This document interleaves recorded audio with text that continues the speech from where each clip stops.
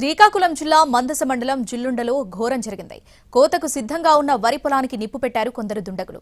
పంట పచ్చిగా లేకపోవడంతో మంటలు క్షణాల్లో అంటుకున్నాయి.